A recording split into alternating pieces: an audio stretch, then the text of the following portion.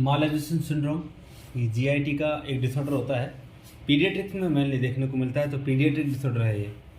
Paediatrics के अंदर हम पढ़ते हैं मालाइजेशन क्या होता है, यानी प्रॉपर रूप से एब्जॉर्प्शन नहीं हो पाना या कम एब्जॉर्प्शन होना, और उसका हम बोलते हैं मालाइजेशन सिंड्रोम। ठीक है, मैं कह दूँ आपको मालाइजेशन जो सिंड्रोम होता है, मैं कह सकता हूँ कि जो मालाइजेशन सिंड्रोम किस वजह से हो रहा है, या तो आपके जो माइक्रोबिलाई हैं प्रॉपर उनका क्या नहीं हो पा रहा है, माइक्रोबिलाई का प्रॉपर रूप से वो माइक्रोबिलाई क्या नहीं कर रहे हैं, प्रॉपर रूप से एब्जॉर्प्शन नहीं कर रहे हैं, रेसिस्टेंट पावर डेवलप कर लिए माइक्रोबिलाई ने, और भी कई रीजन्स हो सकते हैं। ठीक है, तो मैं कह सकता हूँ ये ग्रुप ऑफ डिसऑर्डर रहता है जिसके अंदर एबनॉर्मल एब्जॉर्प्शन होता है न्यूट्रिएंट्स का। ठीक है, या excessive loss of nutrients in the stool.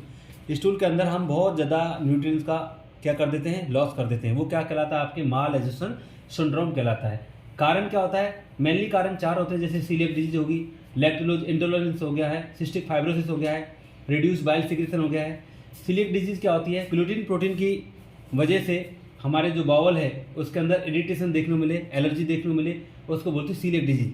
Gluten protein होती है, जिसकी सबस्टांस के अंदर हमारी ग्लूटीन प्रोटीन होती है, तो वो क्या करती है, इरिटेट करती है बावल को, तो उससे बोलते हैं सीलिएक डिजीज। ठीक है, सीलिएक डिजीज की वजह से यानी प्रॉपर रूप से कार्बोहाइड्रेट की कमी है, और कार्बोहाइड्रेट की कमी है तो क्या है, प्रकार वहाँ क्या नहीं मिलेगा, प्रॉपर रूप से कार्बोहाइड्रेट नहीं मिलेगा, और कार्बोहाइड्रेट नहीं मिलेगा तो सारी चीज़ें क्या होंगी, एक प्रकार से माल एब्जॉर्प्शन जैसी कंडीशन दिखाई देगी तो वहाँ पर। ठीक है, दूसरा लैक्टोलोज इंटॉलरेंस।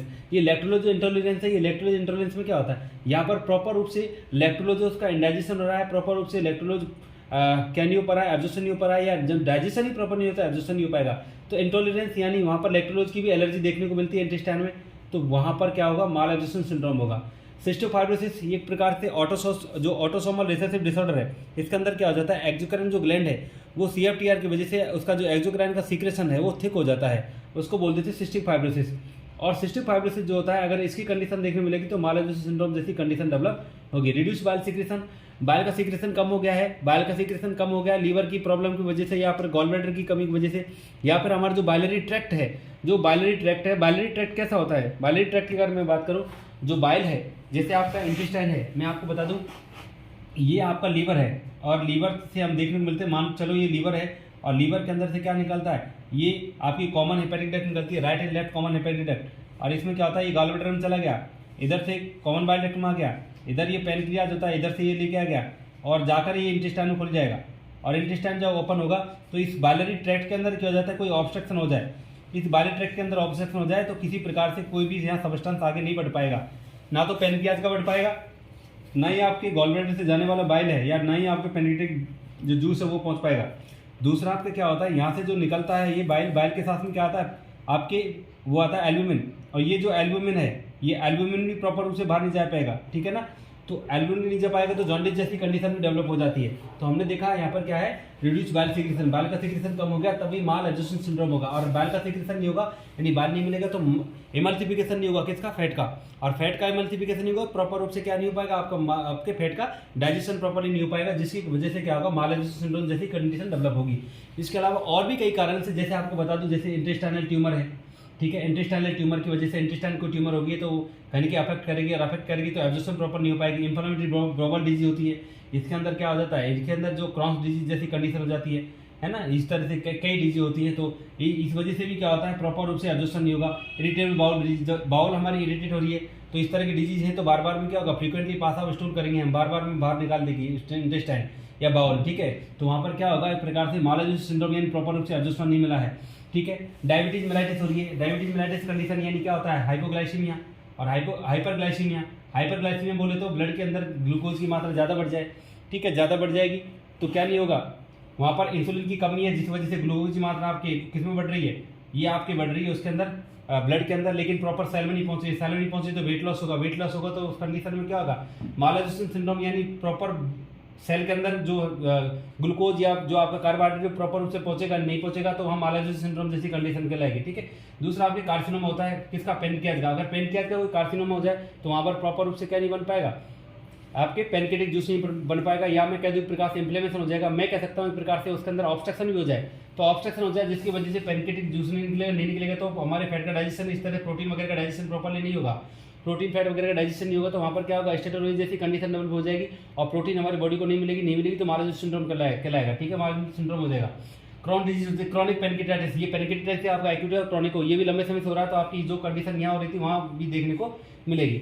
ऑब्स्ट्रक्टिव जॉन्डिस यानी सीधी सी बात है, बाइलियरी ट्रैक्ट के अंदर ऑब्स्ट्रक्शन हो गया तो जॉन्डिस जैसी कंडीशन डेवलप होगी, यानी आपका एल्यूमिन प्रॉपर रूप से बाहर नहीं हो पाएगा, यानी स्टूल के साथ जो बाहर जा रहा था वो नहीं जा पाएगा, यानी जो बाइल के साथ में यहाँ से लीवर से क्या रहा है, एल्यूमिन आ रहा है, आपके बाइल के साथ में बाइल कहाँ जा रहा है, बाइल की कॉमन बाइल डक्ट से कहाँ रहा है, इंटेस्टाइन से स्टूल निकलता है, कुछ वापस से रिएब्जॉर्ब होकर के सिस्टम में पहुंच जाएगा और रीनल के द्वारा बाहर कर दिया जाता है। वो कंडीशन डेवलप नहीं होगी तो इसको बोलते हैं ब्लैडर आपके ऑब्स्ट्रक्टिव जॉन्डिस हो जाएगा। ठीक है, बैक्टीरिया की ओवरग्रोथ होने की वजह से भी, ऑब्स्ट्रक्शन के अंदर होने की वजह से भी क्या होगा, वहां पर आपका प्रॉपर रूप से ऑब्जर्वेशन नहीं होगा, ये एब्जॉर्प्शन नहीं होगा तो वहां पर क्या आगे नहीं होगा तो मालाइसिस सिंड्रोम जैसी कंडीशन डेवलप होगी। गाल ब्लैडर के अंदर कोई प्रॉब्लम है, गाल ब्लैडर की अभी बताई मैंने आपको, कोई प्रॉब्लम हो जाए तो, एंड लीवर डिजीज, कोई लीवर की एक्सेस हो गया, डिजीज होगी, कोई और प्रॉब्लम होगी तो प्रॉपर रूप से नहीं बन पाएगा, वो सारी कंडीशन डेवलप होंगी। फूड एलर्जी डिसऑर्डर यानी फूड की कोई एलर्जी है, फूड की एलर्जी की वजह से क्या होगा, प्रॉपर रूप से फूड की एलर्जी, तो फूड की एलर्जी क्या करेगी, फूड की एलर्जी तुरंत से इरिटेबल बाउल करेगी और बाहर से तुरंत बाहर कर देंगे, जिसकी वजह से क्या होगा, फ्रीक्वेंट डायरिया हम कर पाएंगे या फ्रीक्वेंट डायरिया कर पाएगा पेशेंट। ठीक है, ये चीज़ देखने मिलती है आपके कॉजेज, ये सारे कारण हैं जिसकी वजह से मालएब्जॉर्प्शन सिंड्रोम होता है। दूसरा आपका जो होता है ये इसके अंदर जो माइक्रोविलाई प्रॉपर रूप से रेसिस्टेंट पावर डेवलप कर लेते हैं, यहाँ पर प्रॉपर रूप से फंक्शन नहीं कर पाते या लॉस हो गया माइक्रोविलाई का तो मालएब्जॉर्प्शन नहीं होगा, ये भी एक कारण हो जाता है। ठीक है, तो मेन कारण तो coeliac disease, lactose intolerance, cystic fibrosis और रिड्यूस बाइल सिक्रेशन प्लस आपके माइक्रोविलाई क्या है, डैमेज हो गए हैं, यहाँ पर प्रॉपर रूप से रेसिस्टेंट पावर डेवलप कर ली जिस वजह से एब्जॉर्प्शन नहीं कर पा रही, ये मालएब्जॉर्प्शन सिंड्रोम का मेन कारण होता है। बाकी और कारण अदर कारण होते हैं। ठीक है, क्लिनिकल मैनिफेस्टेशन की बात करूँ, सिम्पटम्स क्या मिलेगा, फ्रीक्वेंट डायरिया यानी बार बार ऐसी होगी, इरिटेबल बाउल होगा तो बाहर कर देंगे बार बार स्टूल, खाया फिर बार स्टूल, फिर खाया फिर स्टूल, तो फ्रीक्वेंट डायरिया होगा, ये मेजर सिम्टम्स है। और अनएक्सप्लेन वेट लॉस, और जिसको हम कह नहीं सकते इस प्रकार से बहुत ज़्यादा क्या होगा, वेट लॉस देखने को मिलेगा। डायबिटीज मेलाइटिस हो रही थी, वहाँ पर क्या हो रहा था, प्रॉपर रूप से आपके ग्लूकोज तो पहुँच रहा था लेकिन हाइपरग्लाइसीमिया हो रहा था, सेल के अंदर नहीं पहुँच रहा। सेल क्या है, छोटी इकाई है जो कि आपके फंक्शन में काम करती है, आपके स्ट्रक्चरल फंक्शनलिटी बॉडी की। ठीक है, तो प्रॉपर रूप से उसके अंदर क्या नहीं पहुंचेगा, ग्लूकोज नहीं पहुंचेगा तो मालएब्जॉर्प्शन सिंड्रोम कहलाएगा। ठीक है, तो ये क्या करेगा, ऐसी कंडीशन डायबिटीज मेलाइटिस जैसी कंडीशन में सेल के अंदर क्या हो जाता है, वो उसके अंदर प्रॉपर रूप से पहुंचेगा नहीं न्यूट्रिशन वगैरह, तो हमारे वहाँ पर क्या होगा, हाइपरग्लाइसीमिया होगा और वैसी कंडीशन में वेट लॉस जैसी कंडीशन डेवलप होती है। ठीक है, दूसरा आपका स्टेटस रही है, प्रॉपर रूप से स्टूल का डाइजेशन नहीं हुआ तो स्टूल कहाँ जाएगा, वो आपका फैट है उसका डाइजेशन नहीं हुआ तो स्टूल में फैट जाएगा बहुत ज़्यादा, उसको स्टेटस कह देंगे। स्टूल के साथ में बहुत ज़्यादा फैट हो जाए या फैट मिले तो स्टेटस कहलाता है। ड्राई स्किन, प्रॉपर रूप से एडजस्ट नहीं होगा तो स्किन ड्राई हो जाएगी, पानी नहीं मिलेगा, डिहाइड्रेशन हो जाएगा। फ्लैटुलेंट गैस बनेगी, इंडाइजेशन हो रहा है तो इस वजह से गैस बनेगी। ठीक है, मसल क्रैम्प, कैल्शियम नहीं मिलेगा, मसल स्पाज्म क्रैम्प देखने मिलेंगे, डिप्रेशन होगा, डिप्रेशन शिकार हो जाएगा, पानी की कमी, एनीमिया यानी प्रॉपर रूप से विटामिन नहीं मिला आपके, फॉलिक एसिड नहीं मिला, आयरन नहीं मिला तो ग्लोबिन प्रॉपर नहीं बनेगा, हीमोग्लोबिन नहीं बनेगा, प्रोटीन नहीं मिली, हीमोग्लोबिन नहीं बनेगा तो याद रखिए एनीमिया जैसी कंडीशन डेवलप होगी। कंफ्यूजन, पानी नहीं मिला, डिहाइड्रेशन हो सकता है, ब्लोटिंग, बार बार में क्या होगा, गुड़गुड़ की आवाज आएगी, इंडाइजेशन हो रहा है, एब्डोमिनल डिस्कम्फर्ट यानी पेट के अंदर बहुत ज़्यादा एक प्रकार से ऐसी डिस्कम्फर्ट फील होगा, अजीब सी फीलिंग आएगी। ठीक है, एनोरेक्सिया, भूख नहीं लगी, ऐसा लगेगा फुलनेस हो रही है, स्टमक भरा हुआ है। ठीक है, ये सारी कंडीशन डेवलप देखने को मिल जाती हैं। ठीक है, और आपने यहाँ पर जो देखने को मिला, आगे हम बात करते हैं आपके डायग्नोस्टिक एवोल्यूशन की, तो इसके अंदर कोई स्पेसिफिक टेस्ट तो नहीं होता है जो बात करें इसके अंदर मालएब्जॉर्प्शन सिंड्रोम के अंदर, लेकिन सिस्टिक फाइब्रोसिस की कंडीशन में अगर मालएब्जॉर्प्शन सिंड्रोम हो रहा है तो उस दौरान हम एक टेस्ट करते हैं, जिसको बोलते हैं अपन क्लोराइड टेस्ट। क्या बोलते हैं, स्वेट क्लोराइड टेस्ट। और स्वेट क्लोराइड टेस्ट करते हैं तो उसमें किसी प्रकार की वो नीडल का यूज नहीं होता है, इसलिए इसको पेनलेस हम टेस्ट बोलते हैं। ठीक है, इसके अंदर जो टेस्ट किया जाता है वो क्लोराइड का टेस्ट किया जाता है। क्लोराइड देखा जाता है कि कितना क्लोराइड स्वेटिंग के अंदर, तो 30 से 59 मिली मोल पर लीटर अगर मिल रहा है तो याद रखिए वहाँ पर किसी प्रकार की क्या एक नॉर्मल कंडीशन होती है, और यहाँ से इससे ज़्यादा मिल जाए तो या हम कह देंगे एक प्रकार से स्वेट क्लोराइड टेस्ट जो होता है। ठीक है, तो उसको प्रॉब्लम है किसकी, सिस्टिक फाइब्रोसिस की। सिस्टिक फाइब्रोसिस क्या होता है, ऑटोसोमल रिसेसिव डिसऑर्डर होता है। ठीक है, मैंने अभी थोड़ी देर पहले बताया था, ऑटोसोमल रिसेसिव डिसऑर्डर होता है, जिसकी वजह से क्या देखने मिलता है, वहाँ आपकी जो एक्सोक्राइन ग्लैंड होती हैं, उन एक्सोक्राइन ग्लैंड के अंदर जो उसका थिकनेस होती है सीक्रेशन की, उसको बढ़ जाती है, या थिकनेस बढ़ जाती है सीक्रेशन की। एक्सोक्राइन ग्लैंड की जो सीक्रेशन है वो थिकनेस हो जाता है। ठीक है, उसको बोलते हैं सिस्टिक फाइब्रोसिस। दूसरा आपकी बात करूँ मैं आगे, इसके अंदर जो टेस्ट है कोई स्पेसिफिक टेस्ट नहीं है, लेकिन सिस्टिक फाइब्रोसिस की वजह से क्या मिल रहा है, हम आपके क्या देखते हैं, स्वेट क्लोराइड टेस्ट करते हैं। ठीक है, नेक्स्ट होता है आपके ब्लड टेस्ट। अदर टेस्ट की बात करो, ब्लड टेस्ट देख लेंगे, उसके अंदर क्या है, कितना है, सीबीसी फुल काउंट देख लेंगे। ठीक है, मेजर जो आपके न्यूट्रिएंट्स उनके बारे में देख लेंगे, स्टूल स्टडी कर लेंगे, भाई कितना इसके अंदर जो लॉस हो रहा है आपका, न्यूट्रिएंट वगैरह कितने लॉस हो रहे हैं, स्टेटस हुई है क्या कंडीशन नहीं है। कॉलोनोस्कोपी करते हैं, कॉलन का विजुलाइजेशन करते हैं, कोई प्रॉब्लम तो और कोई प्रॉब्लम तो नहीं है। एंडोस्कोपी करते हैं, आपकी जीआईटी वगैरह पूरे जीआईटी को विजुलाइजेशन किया जाता है, आपके स्टमक वगैरह या फिर में आपके स्मॉल इंटेस्टाइन के पार्ट वगैरह को विजुलाइजेशन किया जाता है।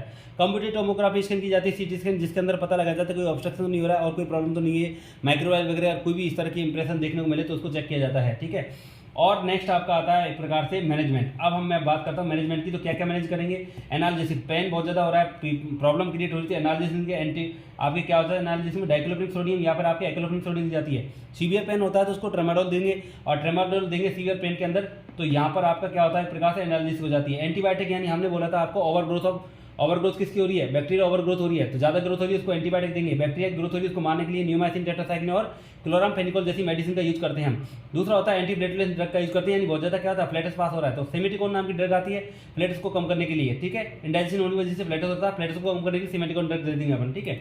नेक्स्ट आता है एंटी डायरियल ड्रग, मेट्रोनिडाजोल जैसी ड्रग देते हैं डायरिया को कम करने के लिए, यानी कोई प्रकार से कोई बैक्टीरिया वगैरह से तो डायरिया नहीं हो रहा है, ठीक है, और इस प्रकार से पैरासाइट वगैरह से, तो एंटी डायरियल ड्रग भी दी जाती है। सर्जरी कोई स्पेसिफिक होती नहीं है, तो फिर भी हम क्या कहते हैं बैरिएट्रिक सर्जरी करते हैं। बैरिएट्रिक सर्जरी की बात करें तो थोड़ा थोड़ा खाना दिया जाता है, फ्रीक्वेंट मील दी जाती है, और जो स्टमक की साइज होती है उसको रीसाइज कर दिया जाता है, छोटी साइज कर दी जाती है, रिड्यूस कर दिया जाता है स्टमक की साइज को बैरिएट्रिक सर्जरी के अंदर। दूसरा इसके अंदर आपके बात करें कि डाइटरी जो मैनेजमेंट होता है, डाइटरी मैनेजमेंट की बात करूं तो हाई प्रोटीन दी जाती है, हाई कैलोरी डाइट दी जाती है, लो फैट डाइट दी जाती है, हाई प्रोटीन और हाई कैलोरी डाइट दी जाती है, जबकि लो फैट डाइट दी जाती है। क्यों? क्योंकि स्टेरॉइड जैसी कंडीशन जो डेवलप हो रही है उसको कम करने के लिए आपके लो फैट डाइट दी जाती है, ठीक है। इसमें बहुत सारी कंडीशन देखने मिलती है कॉजेज, जिसके अंदर से फैट की वजह से आपके इसका इंडाइजेशन हो रहा था, जिसकी वजह से स्टेरॉइड जैसी कंडीशन डेवलप देखने को मिली थी। तो ये था हमारा मालाजोस सिंड्रोम, जिसमें आपने देखा डेफिनेशन, कॉजेज क्या क्या कारण है, मेन कॉजेज क्या है, क्लिनिकल मैनिफेस्टेशन जो मेनली साइन सिम्टम्स कौन कौन से हैं, दूसरा डायग्नोस्टिक इवैल्यूएशन, मैनेजमेंट क्या है, सर्जरी में क्या करते हैं, और डाइटरी सप्लीमेंट में हम उसको क्या क्या देते हैं, ये सभी हमने देखा माल एब्जॉर्प्शन सिंड्रोम के अंदर।